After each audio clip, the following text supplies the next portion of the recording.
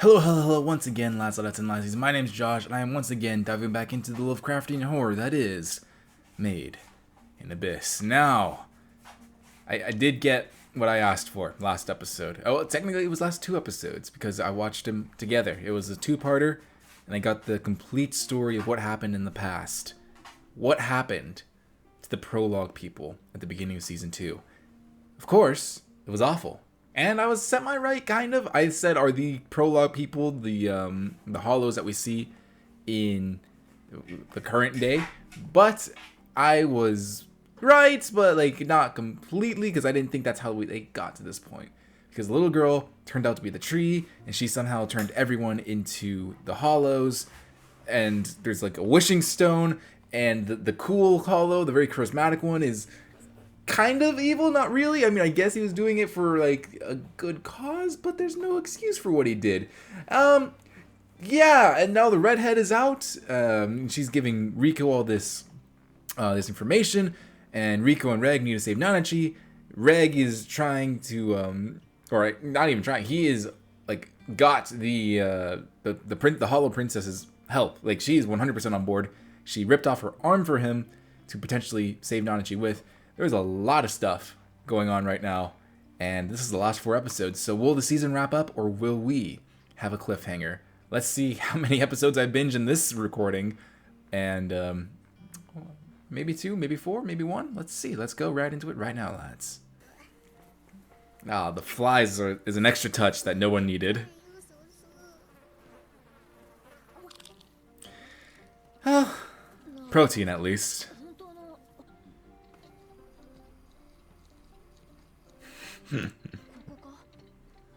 That's cute.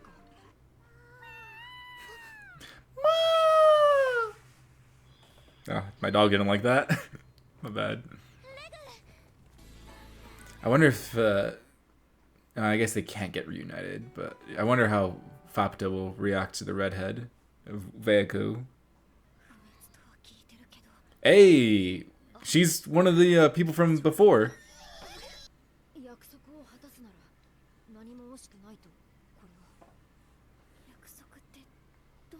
I have no idea.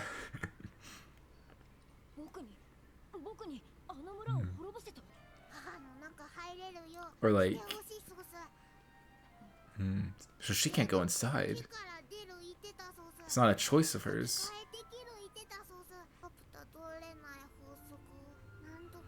You could do something about loss. Oh, just blow a hole through it?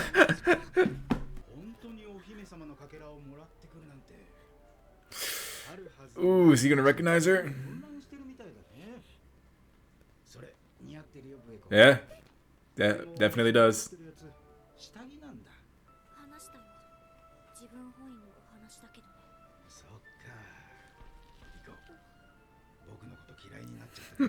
I really like this guy. Like, I don't know. Like, I know he's a scumbag, but I do like this guy. He's a good character.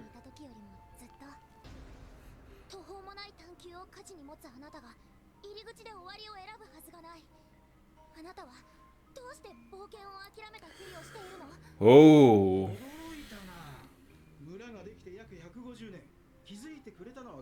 It's been 150 years. Okay.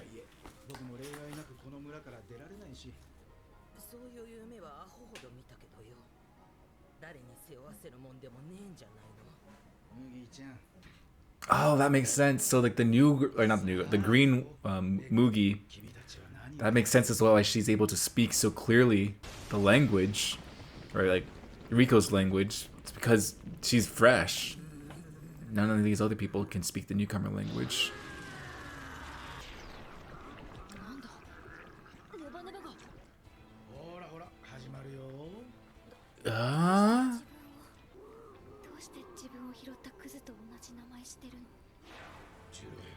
Oh?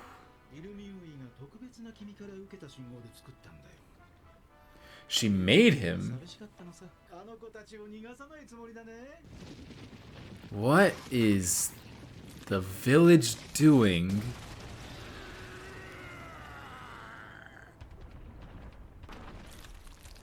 Oh, now it's got projectiles or what?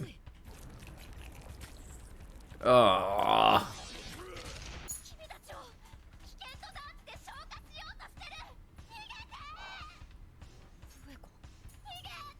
So it's like a what, red blood cell?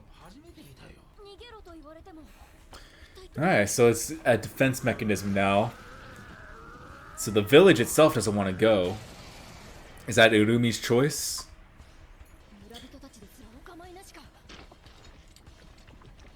Oh, he got the arm. And he got you two. These are the unborn children, if I'm correct, in my theory of last episode.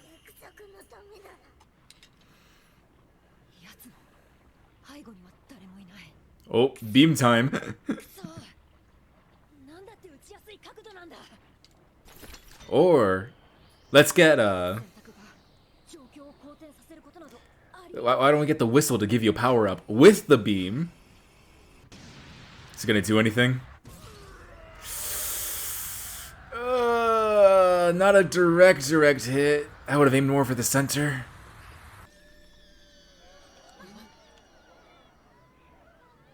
There she is. And she is angry. See, I would have tried to cut him in half. Though it does look like the village would have healed him anyway.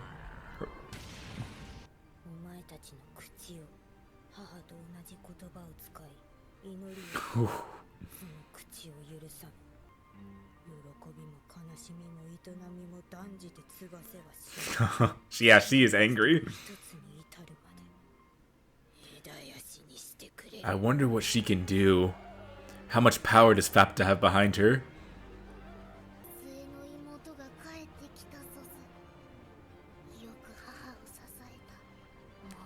Yeah, so they are the ghosts.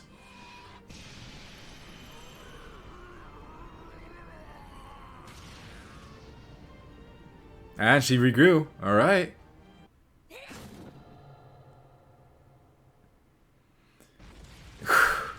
I thought the episode was going to end there.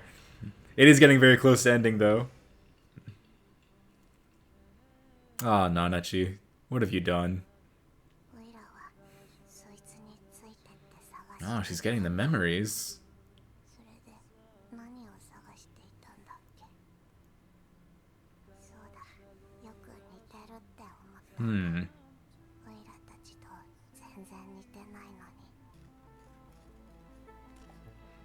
She's here.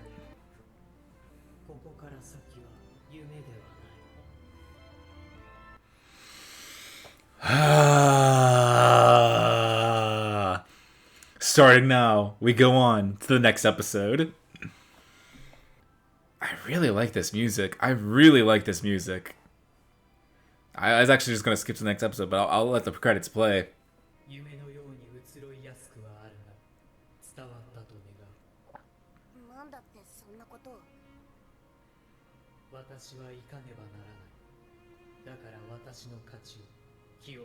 Oh, so she's free now, I guess.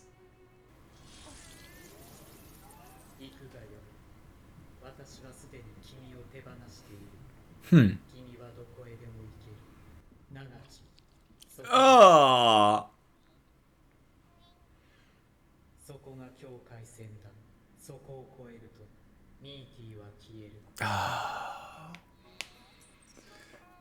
Okay, well, we're not getting a... Dang, she has to say goodbye twice.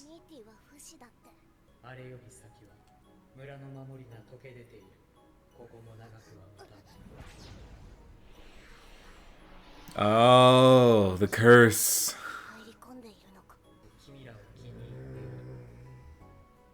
I mean, you gotta get Riku over here. That's the most important thing, because if she doesn't know that the curse is coming in...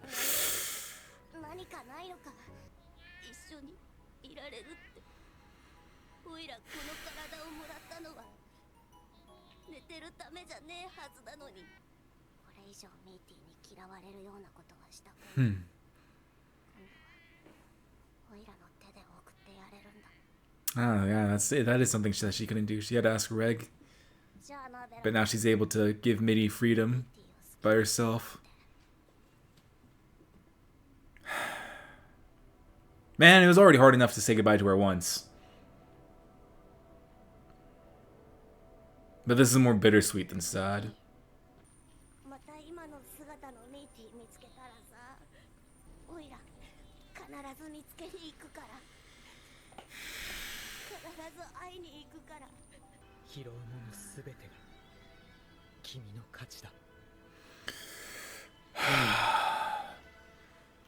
Well, that's one way to open up the episode. I hate MIDI. No, love MIDI.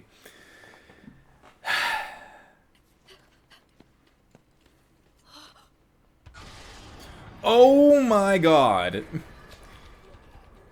She is working fast. Oh yeah, she is definitely the scorn and wrath of so much of her mom's issues. Why would you attack? What is wrong with you? I mean, I guess they're trying to defend themselves, but like, this is a losing war. And because she's the most value, you can't hurt her or the village will retaliate. Oh my god.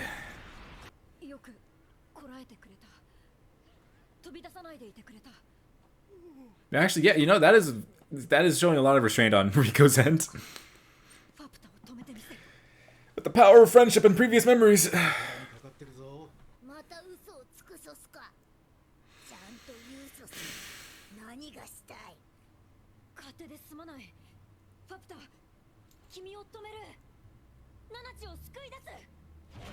Man, who's gonna tell him that? Like, when they find out that Nanachi...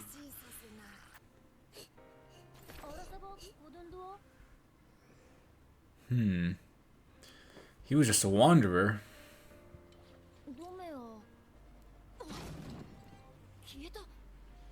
Riko, blow the whistle. He's gonna need it. Oh!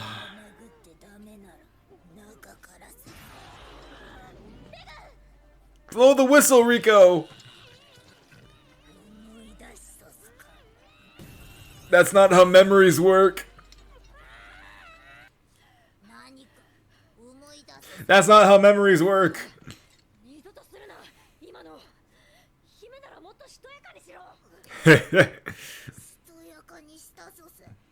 That's graceful.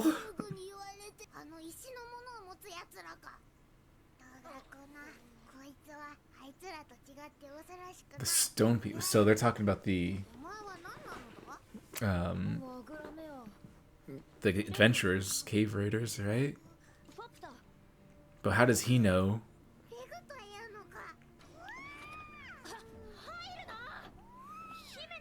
Oh! Hey now.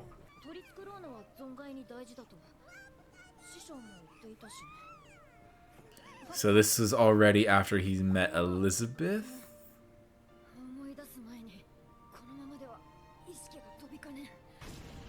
Blow the whistle, goddammit! Good job. And then Reg explodes.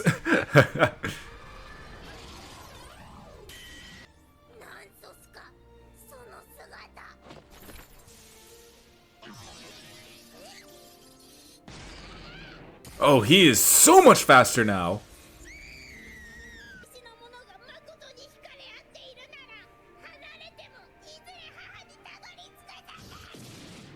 I mean, I guess this is her kind of logic. Oh my god. Whoa, whoa. Lava rain.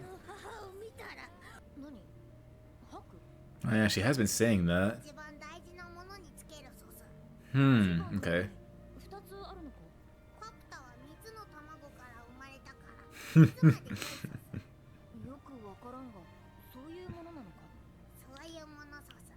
That's cute logic.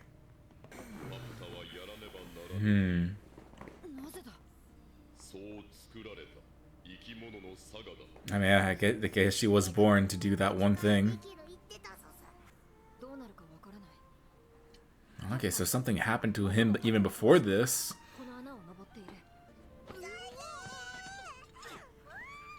So Liza had already found him, or had asked him to go to Rico? And I guess the next time he fires his beam, it's to save Rico.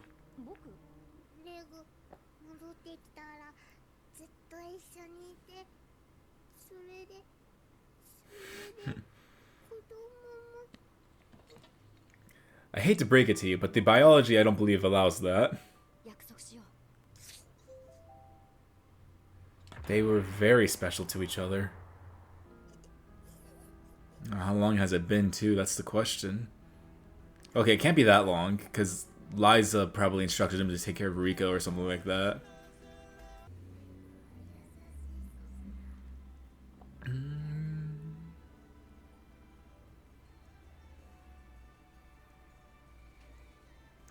Whew!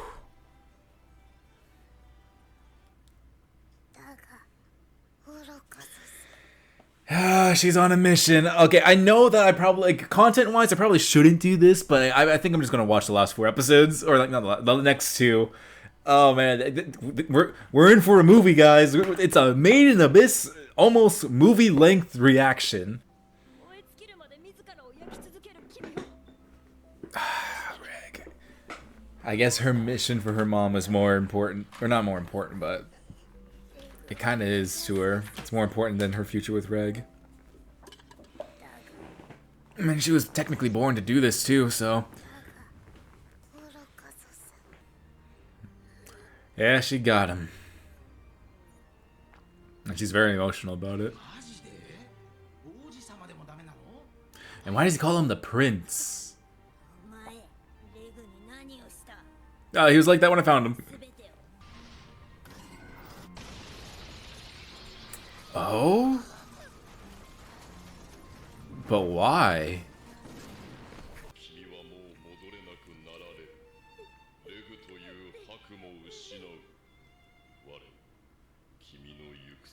Ah, okay. Nice workarounds. Reg is out cold. I don't know what it'll do for him. Ah, so the whistle has a battery level.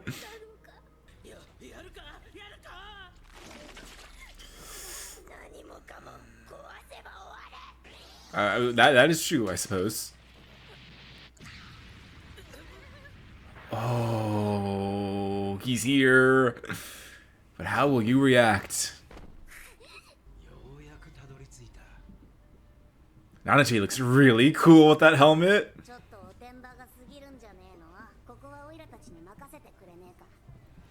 I wonder what they have up their sleeve. That helmet is so cool.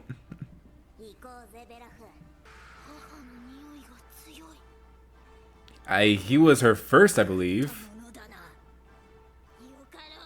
Okay, that you ate. Okay. But he was also one of the first that turned, if not the first to turn into this.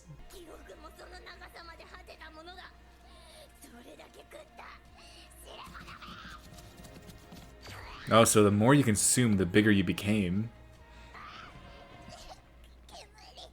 Memories. Oh, the memory smoke. I guess that's one way to make her stagger. Maybe not stop.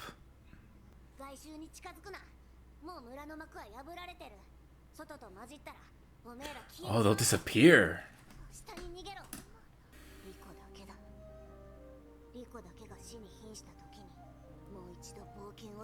Yeah, Rico's the only one that this egg would probably be in the best hands with.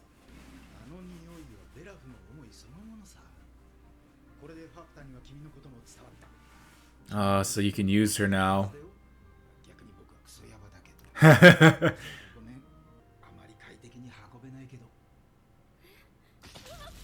Oh! Yeah, that looks like it would hurt. Yeah, I understand why you apologize now. There's other things you could apologize to her for, though.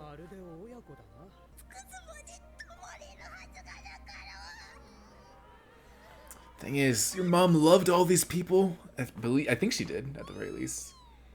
Oh.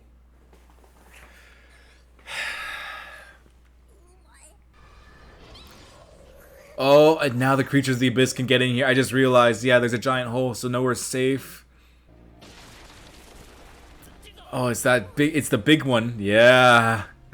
I love the design of that thing. That thing's so cool.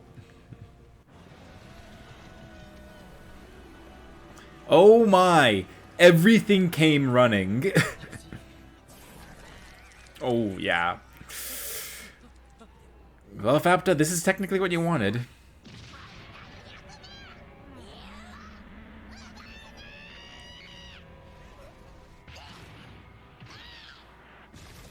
Yeah, I mean, these things don't care about her.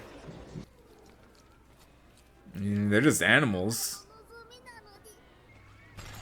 Oh!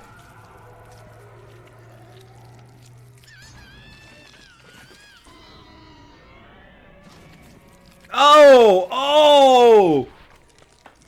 Oh! They're comboing her.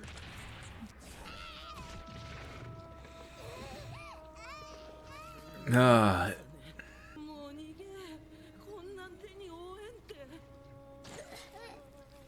I wonder if there's a limit to her immortality.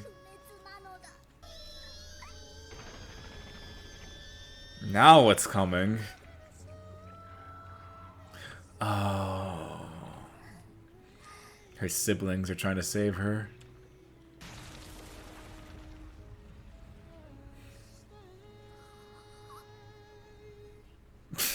This thing just stepped down.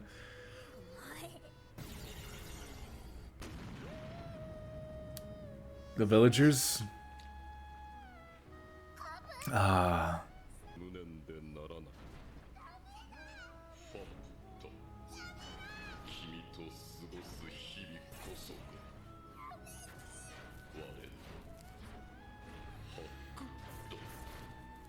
That thing is just like, hey, hey. It's not even pressing down that hard, it's just poking him, basically. Oh, it has a beam, too? Okay, it's not a beam, it's just a big ball. Jesus. Everything in this abyss is made to kill and destroy.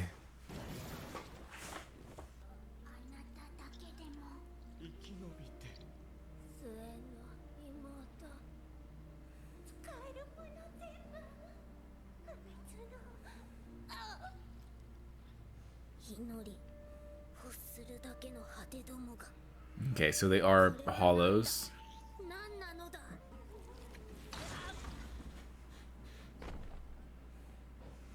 Oh, her form's a little bit different now. She looks... I think she looks a little bit bigger.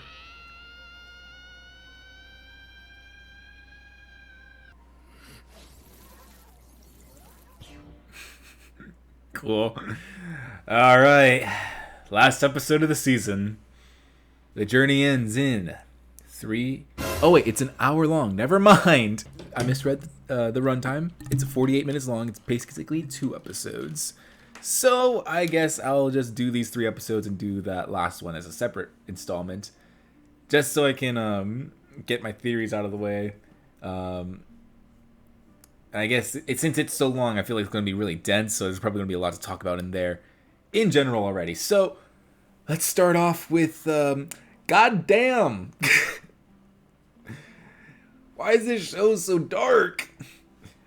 Alright, so let's start at episode 9. I'm just going to skim through it just so I remember what happened. I did write some stuff down, which I just want to skim through to episode 9, see... I feel like these past 3 episodes just blended so well into each other. Alright, so... Yeah, episode 9, we learned that it's been 150 years since the village's creation. So, it's either that means it's been 150 years in the abyss, or 150 years in the abyss and an unspecified amount of time up above, or it's just been 150 years in general. So I feel like that still doesn't really answer how long ago that was. I think 150 years is an alright assessment, maybe, of like the time on the overworld.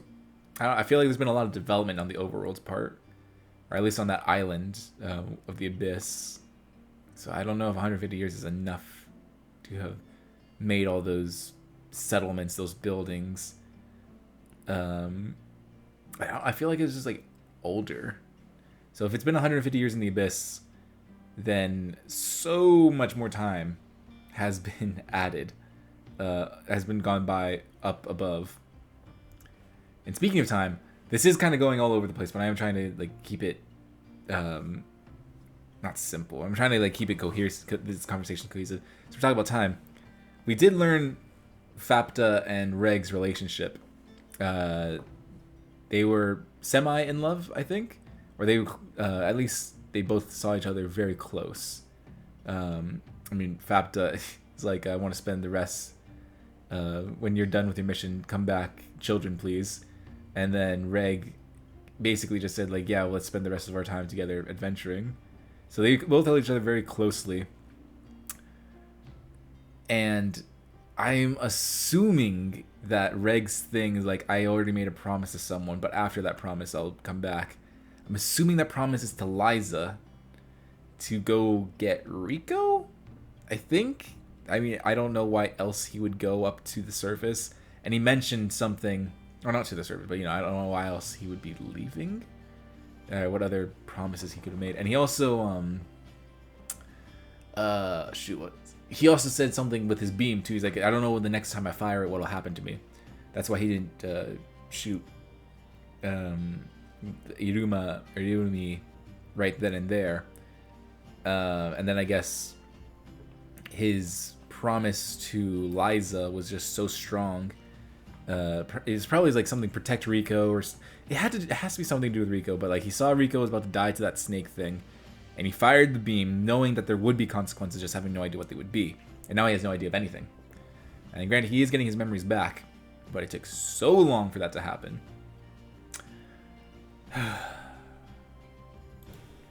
So Fapta absolutely bodied Reg. I feel like this is gonna have a much better emotional reaction on a rewatch, because like when she's fighting Reg, and the music is telling you like you should feel heartbroken that these people are fighting. You know, it's like Bucky versus Captain America, right? Or like the Winter Soldier versus Captain America. At a certain point, once you know it's Bucky, you're like, oh no, I don't want them to fight. And then like you have like the amazing finale of Winter Soldier, where you know Bucky's beating Steve, and now that Steve is like saved the day in the sense of like, okay, like the main threat of like the helicarriers killing everyone is over. So now I just focus on helping Bucky. So like now that no one else's lives are in danger, Cap literally is willing, or like, Cap is willing to give his own life to save Bucky's soul. And it's like this really emotional fight where Bucky's just pounding away on Cap. And I feel like here I'm supposed to have a similar reaction in the sense of like the princess or Fapta and Reg's fights, which was really well animated. I feel like after the Sovereign Dawn movie, I feel like the show has just gotten like their animation is gotten so much more fluid. Like I really like Reg's arm. Like when okay, so I'm kind of a simp for whips. Out of context, this sounds terrible, but Castlevania. Every time, Trevor, and even the new guy from Nocturne use that whip. Like I love in the whip action when like you see the whip kind of turn into a spiral and then like it just goes taut. It's so cool, and Reg's arm is basically just a whip with hands. It's so cool, and I love that they use it. I love the way how like it's animated, and how it can grab and like you can like throw people around. And like another one of my favorite things is, I feel like this is ultra specific, but it's probably thanks to Attack on Titan. In Attack on Titan, there's a scene where Levi is fighting a Titan, and the Titan reaches up to him, and like he just goes from like very like a human shape to a literal fidget spinner, and just goes down the arm, and like you can only see like the blur. Fapta and Reg are very known to do this. I really do like it. So like their fight was so good. It was very well animated. I didn't feel incredibly emotionally attached, mostly because we were learning of their relationship mostly after like the big fight, like the punches. Like Fapta was saying like, why are you fighting me? But like Reg is just like, have no idea what's happening. Rico's like, Rico's passed out over there. I gotta help Rico. But I feel like now that I know this information about Fapta and Reg's their past, I feel like on a rewatch, this fight's gonna be way more devastating. And that's happened before.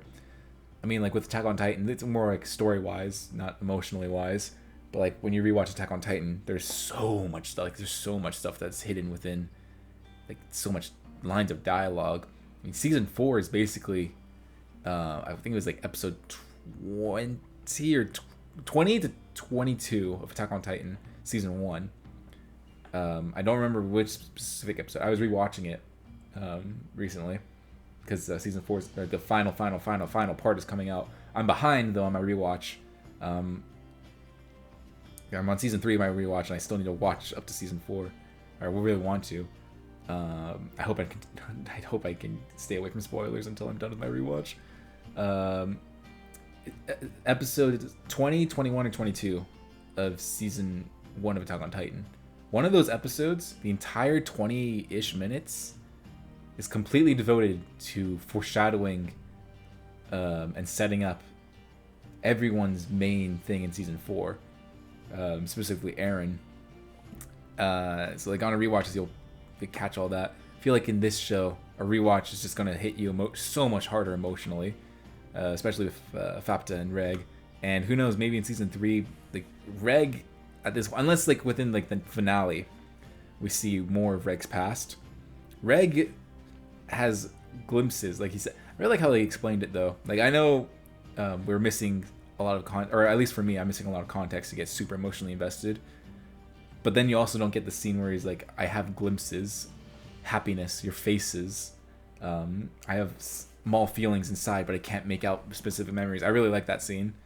For me personally, like I wasn't like emotionally distraught. Like, oh no, these two people that are loving each other, they're fighting, and like I at that point I didn't even know they loved each other. But yeah, now that I do know, I feel like on a rewatch of Made in Abyss, if I ever want to put myself through that pain again, I want to be just like, no. And then, yeah, I mean, honestly, Fapta has become a much more deeper character than I thought she would be. And struggling with the whole, I mean, like in the real world, some people go like, oh yeah, you were born to do, if you're born into like a business empire, like some parents will raise their children like, yes, you were born to be the heir to my empire. Or like more like, this is more seen back in the times of princes and kings, like a king was king had an heir, and you were literally born to take up my place. With Fapta, it's less of a metaphorical, like I was born to do this, and it's more of like a literal, yes, she was literally born out of the spite and hatred of her mother and her siblings to destroy this place. She wasn't even born like a baby. No, she was born as she is now. But now that she has her mother's memories, which the snake guy was able to give her through scent, it makes you wonder now, because I do believe that her mom like loved these people up into to an extent. I mean, she specifically loved the snake guy and Veiko. But I do believe that she had, other than the Mr. Destiny, the prophet, I don't think she had too strong feelings towards him. But I believe that she like found her place with these people. And now that she has those memories, the happiness that she saw her mom in the past, like she knows it wasn't just all agony. And I wonder, and like, even here she's questioning herself too. Within like the penultimate episode, she's questioning herself now that she knows the past, like why, what is she doing, but like she still believes in what she's doing. Very, very complex and fascinating things.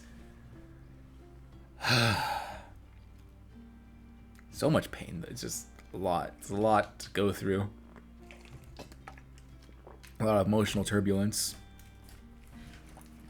Let me just cross some things out because I talked about them and I don't want to redo them. Yeah, these are my notes because I can't really write that well. I already have horrible handwriting, and like now now that I'm like watching subbed, have to keep an eye on the subtitles and on the so I have to keep an eye on the subtitles. So I'm just like writing without looking. I think I did okay. I can't read some of it. I think I did okay.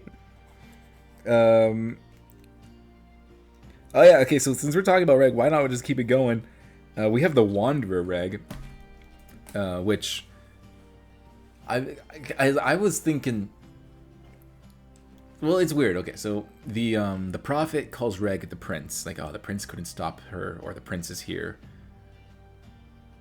Why? Is it because he knows that Fapta fell in love with him? And if so, how does he know that? Because I don't think she would have told him.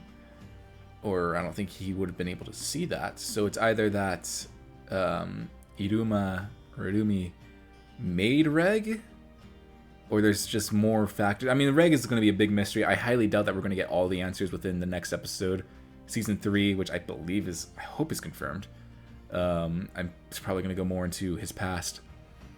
But it's not that Fapta found Reg, turned him on, or whatever, factory reset him.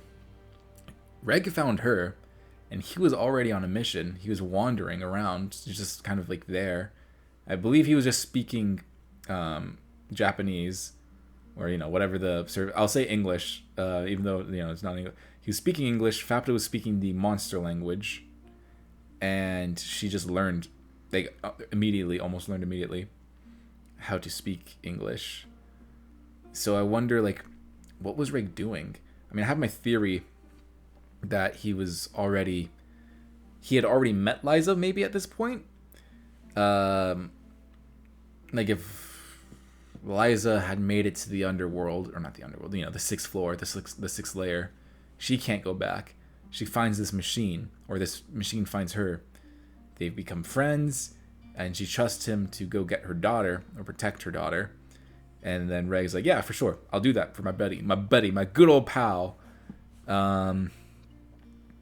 But that doesn't make sense either, because I feel like Liza said, I don't want Riko to become like me because she's influenced by me. That's why I left. Not the best choice, not the best parenting style, but I understand where she's coming from. But she said, I don't want Riko to become a cave raider because she's influenced by me. I want Riko to become a cave raider because she wants to be, something like that, back in season 1. So maybe she just asked Reg to go check on Riko and make sure she's okay. Obviously, this turned very south very quickly because Reg went from checking on Riko to interfering with her life. Though, granted, he did save her life, but that cost him his memories. We have no idea where Liza is, which I'll get into in a little bit. But yeah, Reg was just a wanderer. I thought that I don't know what I was thinking the relationship would be. I was surprised to see that Reg had already had he wasn't a relic yet. How did he turn on? Who turned him on? That's the question. I mean, there's a lot of mystery around Reg, but I guess since I'm talking about Liza, I will say I don't think there's been any Liza this season. I don't think she's been mentioned too much. I think she had opening narration, which I've been forgetting to say. Let me pull out my phone, because one of you guys left a comment, and I fumbled so hard last season. The narration from last season was not Ozen, which I thought was Ozen. It was Liza. I just thought they sounded very similar, and I got their voices mixed up. I believe Liza narrated the beginning of this season, and after that, after we were introduced to the prologue people, I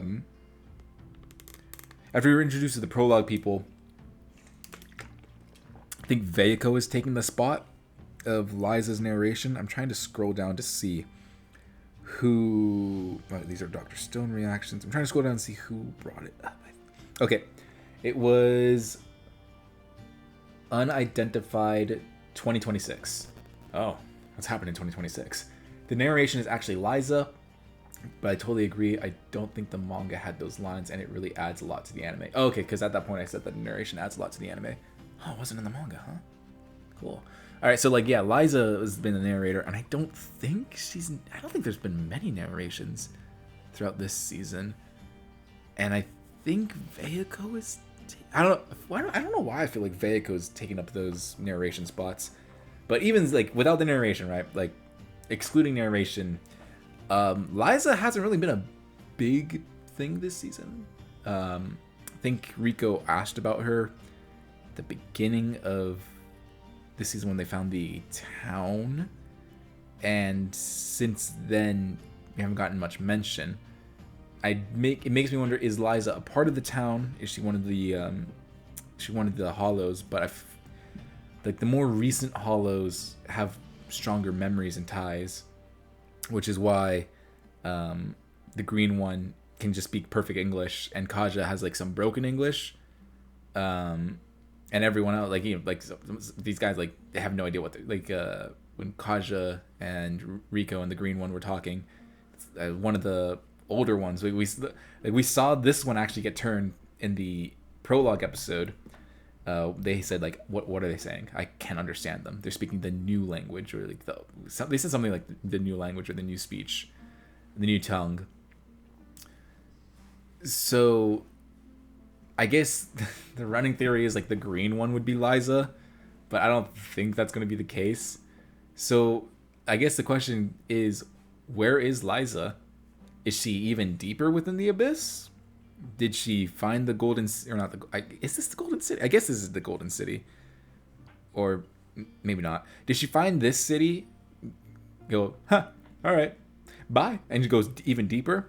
I don't think she's on the 5th layer. But yeah, that makes me wonder, like, just like having Reg be here, his promise to do something already, he already having a duty before meeting the princess, or before meeting Fapta. It's like, I wonder why, like, what's going on, where's Liza, what she's doing, what she's up to, if she's even alive. I don't think it's going to end well. I think we're going to get a scene later on to find that Liza had died a long time ago. Very early Gurren Lagann spoilers, but Kamina, one of his biggest things, I guess like skip 20 seconds into the video if you don't want spoilers for Gurren Lagann. It's not gigantic, I don't think, but it's because it's revealed very early. Alright, it's 20-second skip. Kamina is one of his biggest things to going to the surface of the Gurren Lagann world. It's because his father went up to the surface as well. In like episode 3, it's revealed that his father had died. Just like unceremoniously, like they just found the skeleton. And that changed Kamina, and his motivations changed. He found a new purpose. So I wonder if Rico is going to have a very similar thing with Liza, where she finds Liza had died at some point. And how's that going to affect Rico? Because I think she wants to keep going down because her mom kept going down. Oh, and no. I forgot. Like, I think at the season 1, at the end of it, she had said something in the, like, at first I started cave raiding because of my mom, but now I'm doing it for myself. I believe she said something like that. Either way, knowing Made in Abyss, nothing's ever going to turn out good. So I don't think Liza's gonna have a good fate ahead of her. I just wonder where she is and what she's doing. But moving on from what the season hasn't given us, and moving into even more questions that the season keeps giving us, I wrote down Nanachi's dreams, and that was explained pretty quickly.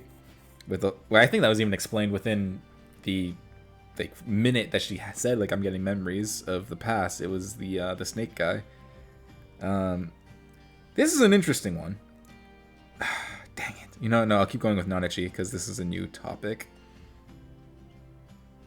I talked about the memory smoke already too. Alright, so since this is Nanachi's topic, saying goodbye twice. It was already painful to have to say goodbye to Midi in season 1. That was one of the hardest hitting moments of the series, I think. Like, still, like, even to this season, it's very emotionally impactful. It's very relatable. It hits hard. It hits very hard.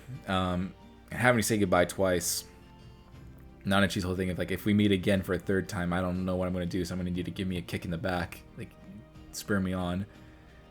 That last part, like, next time we can go together. It's like, I feel like I hate Midi. No, like I said, it is, like, I hate Midi. It's like, love Midi. and how she represents letting go and moving on to the future. And I really do like that Nanachi didn't take it as like, why am I being forced to do this again? Why, like, you know, like she wasn't bitter, she wasn't angry about it. She took it as, last time I couldn't break your curse by myself. I needed someone else to do it. I couldn't do it by my hand, which like she took really personally, because Midi's whole existence, she knew it was agony and she could do nothing about it.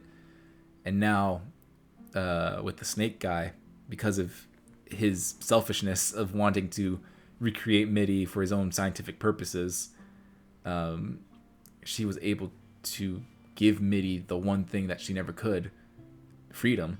So I really like that. She wasn't angry. She wasn't crying out to the world like how unfair it is, how uncruel it is. She saw it as a blessing of like, I couldn't give you this freedom in your first life, but now I can finally give you this freedom. And please wait for me. I'm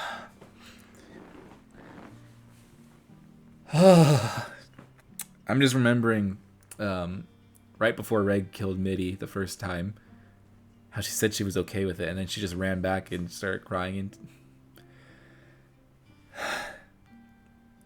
what a cheat, this show. But yeah, I don't know if we're gonna get Midi again in season 3, or if we're gonna get Midi later on within the series. I think if Nanachi ever dies or is close to death, we're gonna get a whole Midi afterlife sequence of like, not like, it's gonna be Midi as her hollow form reaching out and like hugging her, and then like the camera pans around, so like it's gonna be like, okay, like in this theoretical thing, I mean, I feel like it's not like the most creative thing, because I feel like a lot of things do this. It's gonna be Nanachi in her it's gonna be Nanachi in her bunny form. It's gonna be like, you know, either the white background or whatever, maybe like a past setting, with Bonju, it's gonna be like his setting. She's gonna be in her bunny form. You're gonna hear like the wah, wah. She's gonna turn around. She's gonna hug Midi. Camera pans. Midi turns into human. Camera pans again. Nanachi's human, and then like death. But I mean, it's made in the abyss. No one's ever safe. Yeah, I don't know if we're gonna get Midi anytime soon again. But yeah, I was gonna say, you know, with the whole running back, she got her chance. She kind of said goodbye twice already, with the sense of like, she thought she was ready to let Midi go, and then like when Reg was gonna blast her, she ran back and gave her another set of final words. And now in this season, I guess this is like her third time, like this is her third final words to her. Like, what would you say if you had someone you knew and you loved, and you had a second chance to say goodbye to them? Like, you know they can't be saved. So you got like a day or an hour, and this is your second chance to say goodbye to them. She like, this was such a tender moment. They opened an episode that way. They didn't even end an episode that way. They opened it. The audacity.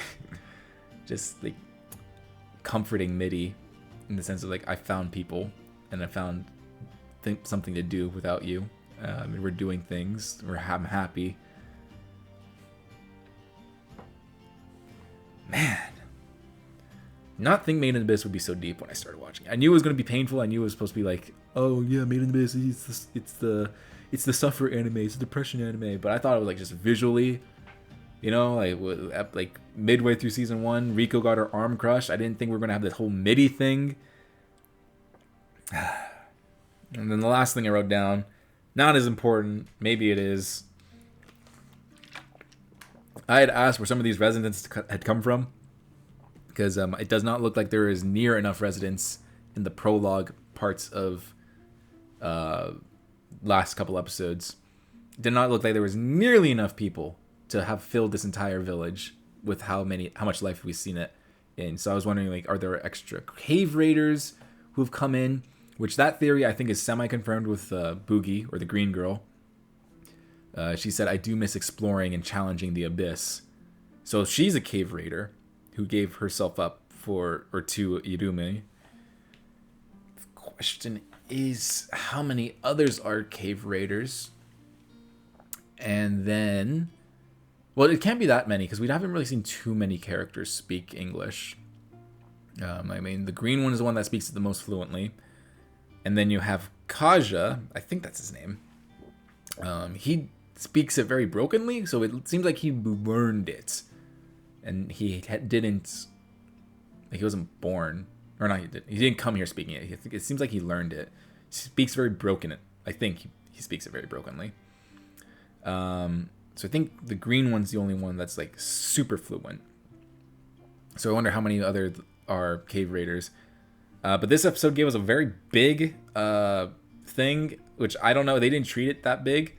They said one of the three stages simply appeared. It said he was the 3 stages, and that was it. So could this potentially imply that others were born? Not born, but like were others manifested by Irumi's power? Thoughts, I guess. I don't know, like, are there other like daughters and sons of Irumi, or is he like an antibody that Irumi had created to protect her? Like we saw, since Fapta is Irumi's daughter, biological semi-daughter. If you try to hurt her, if you try to steal her worth, the forest, or not the village, automatically just goes after you because she's worth so much to Irumi. It's like, it doesn't matter. But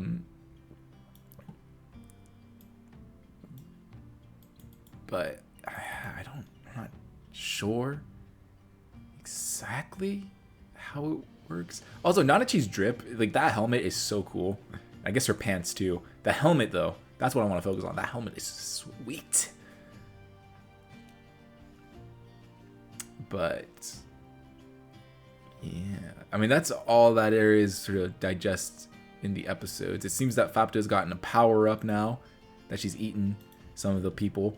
And then it also makes you wonder, with the people, you know, they pray to her. They pray to Fapta. They say all these things. They encourage her. They want her to take her rightful place. They want her to be healthy, even though she wants to kill them. And she hates that they pray to her. So it makes you think, like, are some of these people the prologue characters, or are they more of Irumi's children, I guess? I don't know. I feel like it's very left open as to how there are so many villagers within this village, or maybe I'm just like severely underestimating how many prologue characters there were, because it didn't look like there was that many. I feel like there's a ton of villagers, and I don't think there's that many cave raiders that have come over the years either. So it's just like a thought I have.